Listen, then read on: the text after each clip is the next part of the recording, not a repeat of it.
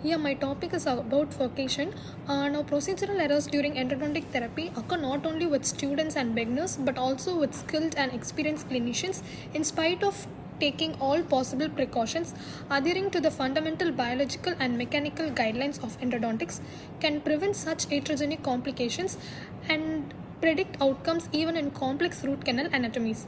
So, procedural errors can be broadly classified as follows. First one, procedural errors related to access opening of the pulp space, then procedural errors related to the canal shaping and cleaning, and then procedural errors related to obturation. Now we are going to see the procedural errors that occur due to access opening of the pulp space.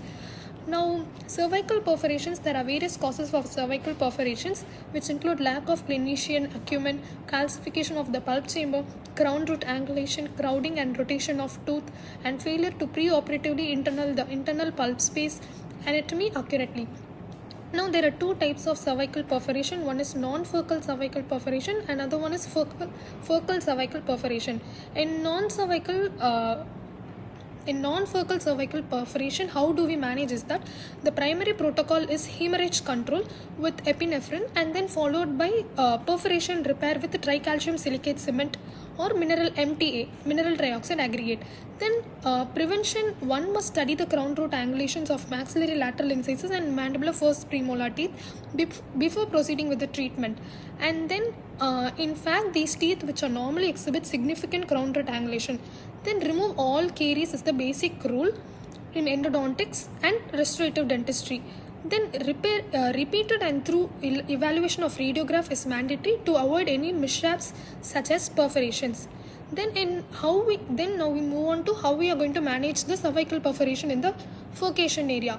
Now, once there is flooding of blood into the pulp chamber, one must suspect a perforation likely into periodontal tissue or into the furcation.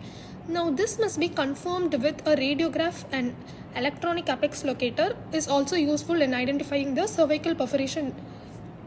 Next, we can use tricalcium silicate cement or MTA for sealing the perforation.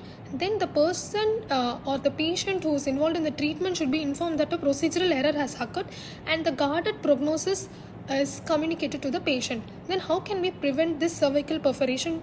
Is that we have to study the preoperative radiograph meticulously and you have to evaluate the pulp chamber morphology. Then access the burr penetration for depth and angulation, and it should be confirmed before proceeding with the design of the access cavity. Then with maxillary lateral incisor and mandibular first premolar, we should always follow stale lingual rule. Then when there is an existing restoration, it is safer to remove the older restoration to rule out any secondary caries at the floor or the axial wall.